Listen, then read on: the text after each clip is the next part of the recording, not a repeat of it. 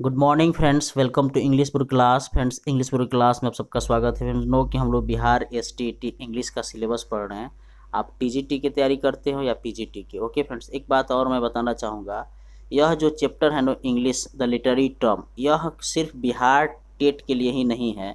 आप UP TET में अगर तैयारी करते हो उसके लिए भी है, हरियाणा के लिए भी है, झारखंड टीटी के लिए भी है, वेस्ट बंगाल टीटी के लिए है। ओके फ्रेंड्स, और आपके साथ साथ जो है हैदराबाद टीटी के लिए। ये कहने के लिए है कि मैं बिहार एसटीटी का सिलेबस तैयारी करा रहा हूँ, लेकिन इतना याद रखिए कि जो मैं टॉपिक लिया हूँ लिटरेरी टर्म्स में लिटरेचर में जो भी राइटर आएंगे और आ रहे हैं, और जो भी लिटरेचर में राइटर हैं उनका किस किस तरह से पोजीशन था, कैसे था, उसको बारे में हम लोग पढ़ रहे हैं। ये आपका क्लास थर्ड है। क्लास फर्स्ट और क्लास सेकेंड इसके पहले हम लोगों ने पढ़ा है, और उसका लिंक मैंने इसी क्लास में दिया। आपसे रिक्वेस्ट है कि उस क्लास को जाकर देख लीजिए। और आज का क्लास बहुत इंपॉर्टेंट होने वाला है, क्योंकि बहुत बार पूछा गया है पोएट ल्यूरेट, पोएट क्या होता है ना। यहाँ 28 जनवरी 2020 में जो एग्ज़ाम हुई थी बिहार एसटीटी का, यह क्वेश्चन आया हुआ था, हु इज बेस्ट। यह क्वेश्चन आया हुआ था, हु इज बेस्ट है ना, नॉन एज फाउंडर ऑफ टाटलर। तो रिचार्डसन स्टील को कहा जाता है। तो इस तरह से आप क्वेश्चन को ध्यान देंगे फ्रेंड्स। तो चलिए हम लोग शुरू करते हैं।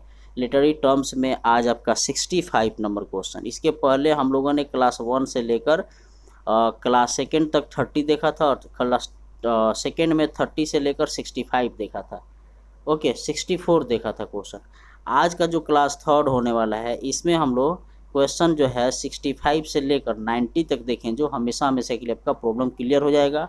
और किसी भी टेट की तैयारी करते हो यहाँ से क्वेश्चन जरूर आएगा। सिर्फ आपसे रिक्वेस्ट है कि एक एक करके इस पूरे क्लास को देख लीजिए। चलिए शुरू करते हैं। लिखा हुआ the first authorise version of King James Bible appeared in 1611। First authorise version था किंग जेम्स बाइबिल का, वो अपीयर हुआ, मतलब उसको पब्लिश्ड हुआ 1611 ईस्वी में। ओके, अब लिखे नीचे लिखा हुआ है 66 में, the restoration of Charles second took place, है ना। रेस्टोरेशन चार्ल्स सेकेंड कब आए थे? 1660 में। ओके, नेक्स्ट लिखा है the theatre was reopen in 1660 when where they closed last. Okay, आपको पता होना चाहिए था कि ग्लोब थिएटर 1600 कब, 1613 ईस्वी में ग्लोब थिएटर जो है, जिसमें शेक्सपियर काम करते थे, समझ रहे हैं ना। ग्लोब थिएटर 1613 ईस्वी में क्या हो गया था? जला दिया गया था। ग्लोब थिएटर 1613 ईस्वी में उसको जला दिया गया था, और यही कारण है कि फिर से रीओपन हुआ। ग्लोब थिएटर कब हुआ? कब हुआ फ्रेंड्स? फिर से रीओपन कब हुआ? 1662 ईस्वी में। अब नेक्स्ट क्वेश्चन देख लीजिए, यह तो बहुत बार परीक्षा में पूछा हुआ क्वेश्चन है। Who is best known as the founder of Tatler. Tatler के फाउंडर कौन है? सर आइए रिचार्ड्स स्टील। ओके, तो अब हम लोग क्वेश्चन नंबर देखेंगे 69।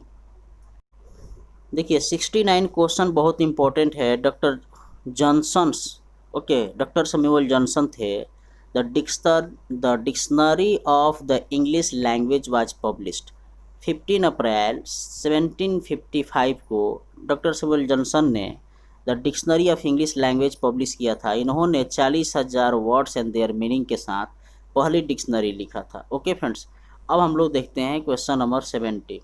The accession of queen Victoria took place in 1837। Accession का मतलब जानते हैं क्या होता है? एसेसन माने कत्ल। क्वीन विक्टोरिया का कत्ल कब हुआ? 1837 में। Samuel Langhorne Clemens wrote under the pseudonym.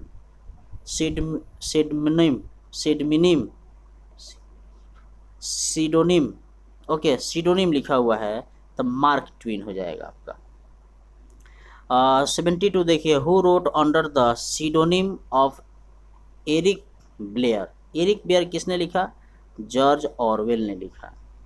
William Sydney Porter wrote under the pseudonym of O Henry. William Sydney Porter wrote under the pseudonym. William Sydney Porter जो है लिखे सीडोनिम किसके अंडर में? आपका ओ हेनरी के under में। Who popularize the term lost generation, है ना, the Ernest Hemingway. Who popularized, किसने लोकप्रिय किया था टर्म को, इस टर्म को, अर्नेस्ट हेमिंगवे।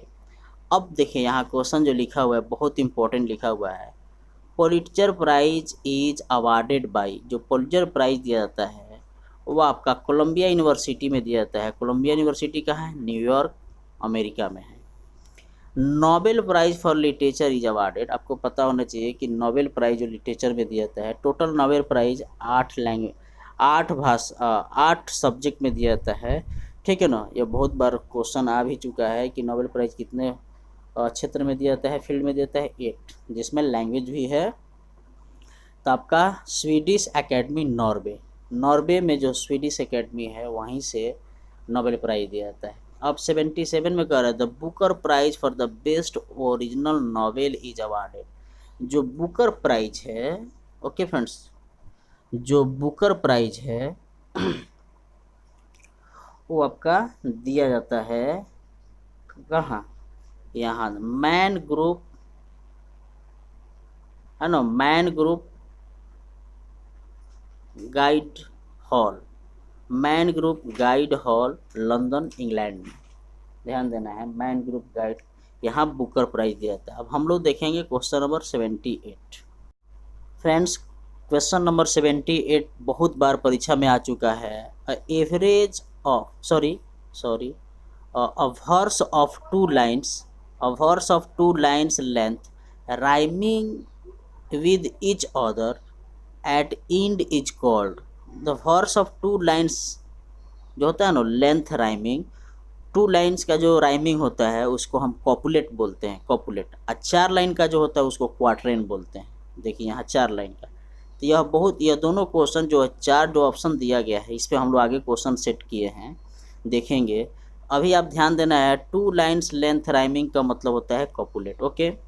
अब देखिए an alexandrine is last line of Spenserian stanza. ध्यान देना है, एलेक्जेंड्राइन लाइन किसे कहा जाता है? स्पेंसरियन स्टेंजा को कहा जाता है। अब यह क्वेश्चन तो कम से कम 10 बार से ज़्यादा पूछा गया है। The terza rima is stanza of, terza rima का मतलब होता है 3 लाइन का stanza, okay friends. Terza rima क्या होता है? 3 लाइन का स्टेंजा होता है।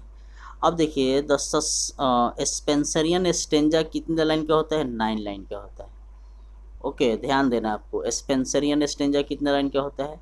9 लाइन का होता है।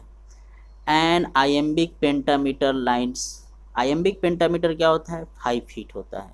यह सब लिटरेरी टर्म्स में पूछा जाता है। अगर आपको नहीं पता है तो आप मेरी क्लास को जब ज्वाइन करेंगे सब आपको पता चल जाएगा। 1 feet, 2 feet, 3 feet, 4 feet, 5 feet क्या होता है, टर्सेट क्या होता है, दर्ज क्या होता है, ओके। तो आप समझ गए। अब नेक्स्ट लिखा है the iambic pentameter implies which of following, तो यहाँ आपका ऑप्शन हो जाएगा ये, the pattern on stressed repeated 5 times, okay. Next लिखा हुआ है let us go then you and I when the evening is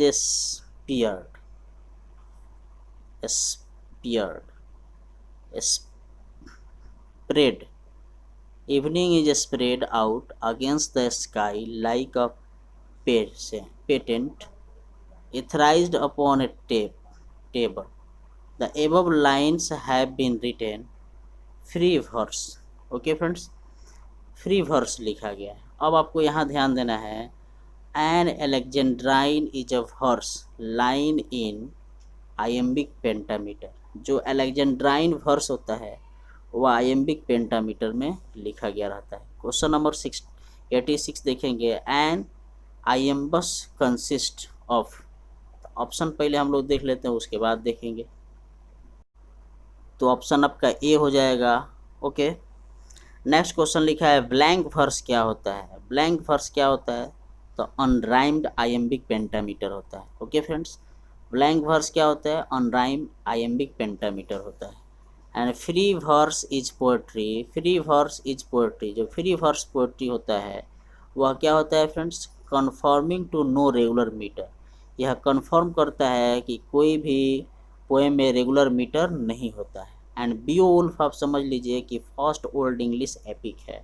okay, and 19 number question last लिखा है आपका, I had found my religion, nothing seemed more important to me than a book, I saw the library, है ना, as the temple who said, the Jean Paul Sartre ने बोला था। Okay friends, तो बताइए आज की क्लास आपको कैसा लगा।